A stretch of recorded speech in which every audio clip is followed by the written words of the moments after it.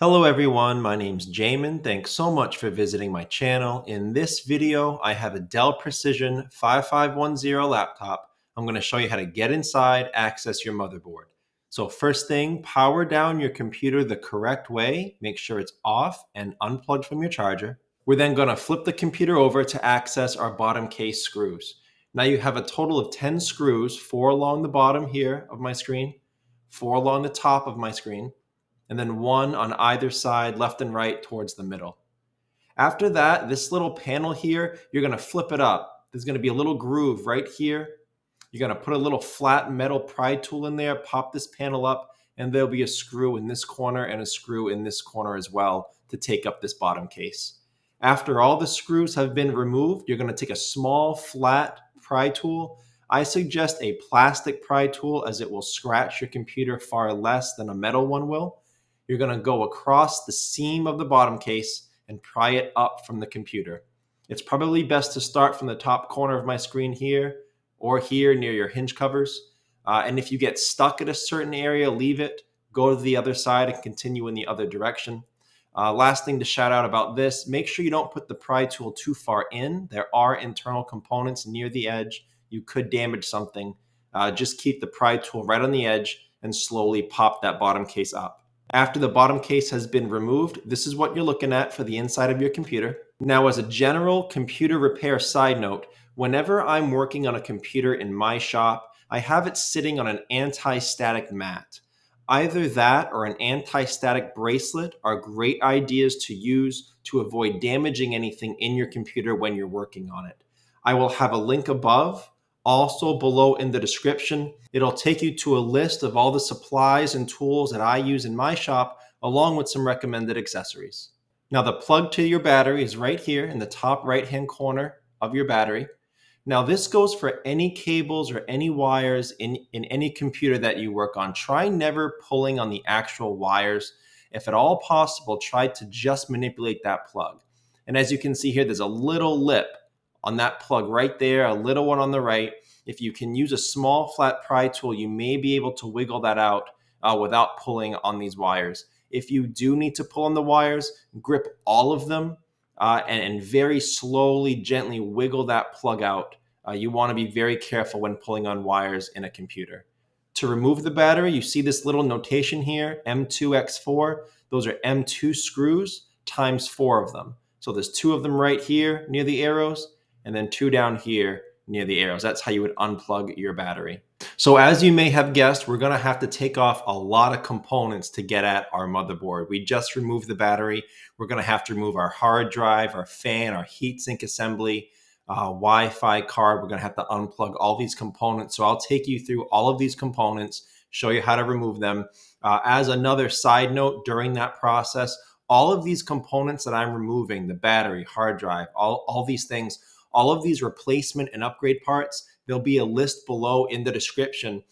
It'll be a list of all the replacement parts, all the upgrade parts for this specific model computer if you're looking for any of those. Now, this is your hard drive over here, bottom left of my screen. It's sitting inside a hard drive caddy, which is very typical in a laptop. This keeps the hard drive in place, stops it from shifting. So there are 4 screws here, 1 in this corner, 1 in this corner, 1 in this corner, and 1 in that corner. That's holding down the caddy. So you would unscrew those 4 screws, take this metal caddy off and out of there, and the hard drive plugs in right here. There's a cable with a SATA port, SATA, that plugs into the hard drive here and snaps onto the motherboard here. So you would pull it out of this port to unplug the hard drive. If you were going for this cable, you would grab this black pull tab and just pull that straight up and off of your motherboard to unhook it. One strategy you can go with your computer. This is your RAM right here.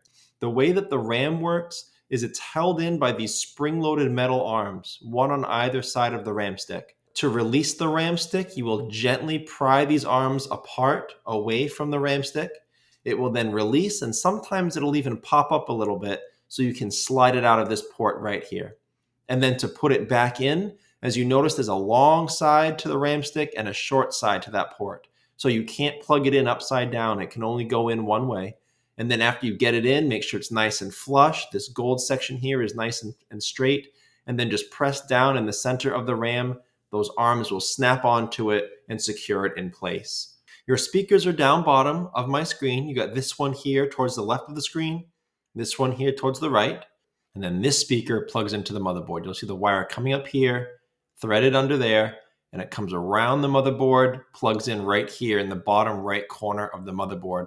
That plugs directly in 90-degree angle from the top of the motherboard. So to get that out, you would pull it directly up and out of that port. Your Wi-Fi card is right up here, top left of my screen.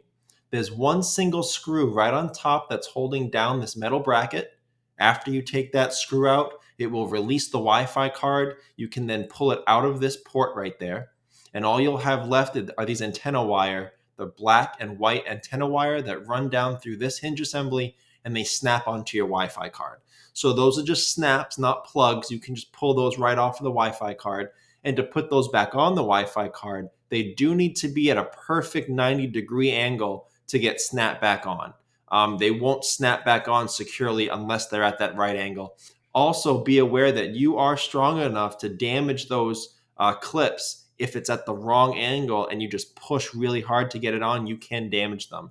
So go nice and easy, go slow. It may take a little bit if you're not used to it, but you can get those antenna wire back on. Your heatsink, your fan assembly, it's this whole thing up here. You got two fans and then a heatsink that runs over your CPU and GPU area. So there are quite a few screws that you need to undo to get at your fan and your heatsink. There's a screw here in the corner of the fan and then down here in the left corner. Same thing on the left-hand side. There's only two screws, here and here. And then the fans themselves plug into the motherboard here for the right and here for the left. Now, these are very fragile wires. They're more fragile even than the battery wire. So definitely don't pull on the wires to unplug these.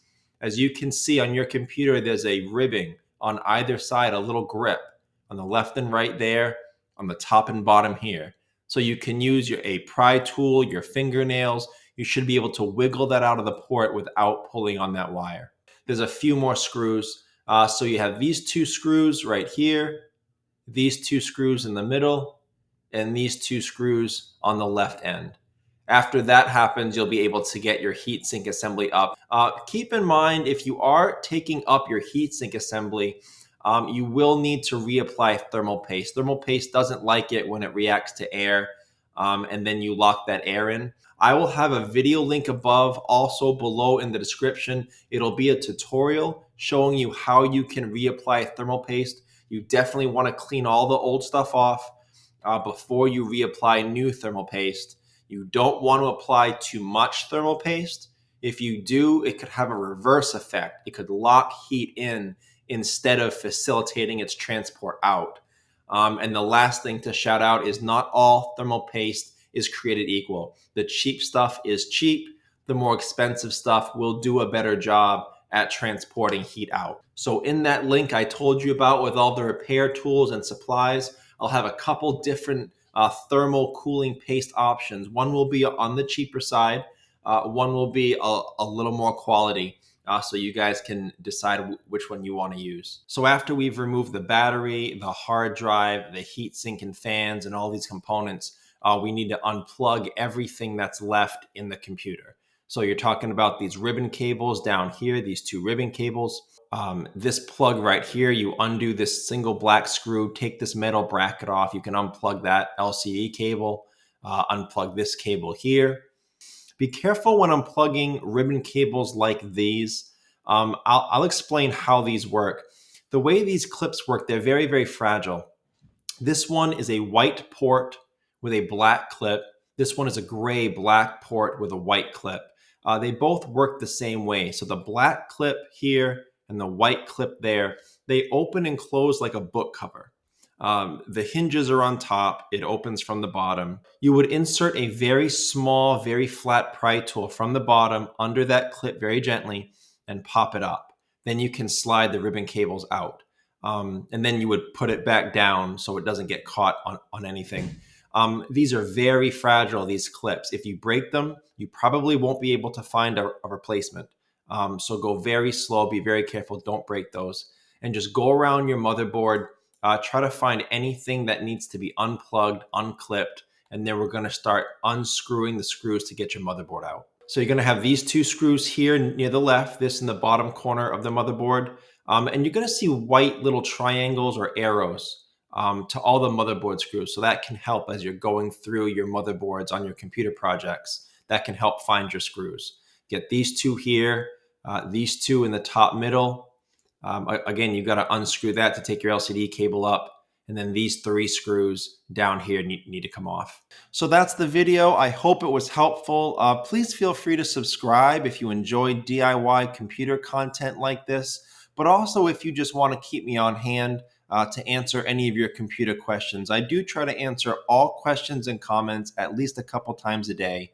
But make sure you do check out the FAQs below in the description. It could save you some time getting an answer to commonly asked questions. So thank you so much for watching. I look forward to seeing you on my next video.